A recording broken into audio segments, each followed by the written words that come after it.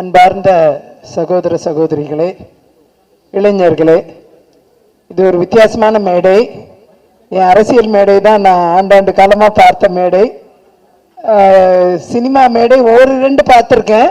ஆனால் இது ஒரு முழு முதல் சினிமா மேடையாக இன்னைக்கு நிறைய ஆக்ட்ரஸ் எல்லாரையும் ஒரு இடத்துல பார்க்கும்பொழுது மகிழ்ச்சியாக இருக்குது.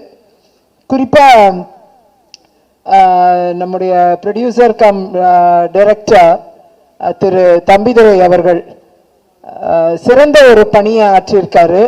ஒரே நேரத்தில் ரெண்டு வேலையை ஒரு மனிதர் செய்ய முடியும் தொடர்ந்து அப்படிங்கிறத தாண்டி 9 வேலை 10 வேலையை சேர்த்து செஞ்சிருக்காரு. அப்படிதான் நான் பார்க்கிறேன். இது 2 வேலைன்னு அவங்க எல்லாம் நினைக்கிறாங்க. ஆனா 10 வேலைக்கு மேல இதுல வேலை இருக்கு. 24 ஹவர்ஸும் வந்து தன்னை டெடிகேட் பண்ணிக்கிட்டு ஒர்க் பண்ணோன்னா அது ஒன்றும் சாதாரண விஷயம் இல்லை. அதுக்காக நிறைய உளவியல் ரீதியாகவும் தயாராக இருக்கணும். இல்லைன்னா அது சாத்தியமற்ற ஒன்று. ஆகையால் சைக்கலாஜிக்கலாக இஸ் பில்ட் அப் ஹிஸ் இது ரொம்ப ட்ரொமேட்டிக்காக யாருக்கு ரொம்ப இருந்திருக்குன்னா திரு தம்பிதுரைக்கு இருந்திருக்கும். ரொம்ப ட்ரொமேட்டிக்காக இருந்திருக்கும். ட்ராமாங்கிற படத்தை எடுக்கிறதுல நிச்சயமா அவருக்கு ரொம்ப பெரிய ட்ராமா இருந்திருக்கும்.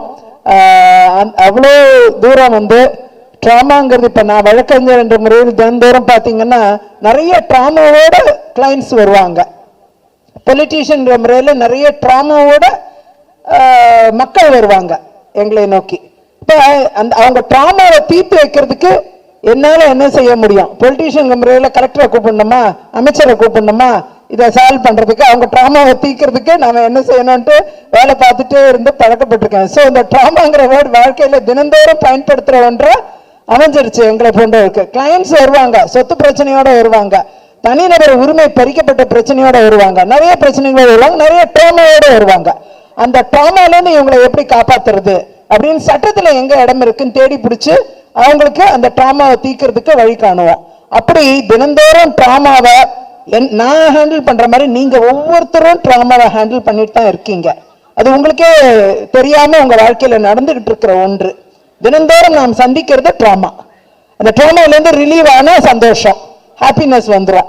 அப்போ டெய்லி லைஃப்ல பார்க்கிற ஒன்றை தான் இந்த சினிமா வந்து தீவிரமா நிறைய விஷயங்களை ஒருங்கிணைத்து காமிச்சிருக்கோம்னு நான் நினைக்கிறேன். நான் இன்னும் சினிமா பார்க்கல, அதனால நிச்சயமா ப்ரிவியூல சினிமா பார்ப்பேன்னு நினைக்கிறேன். இந்த பாடல் வந்து நீங்க திரு ராஜ் பிரதாப் அவர்கள் சிறந்த பாடல்களை வழங்கியிருக்காரு. பிரமாதமான பாடல்கள்.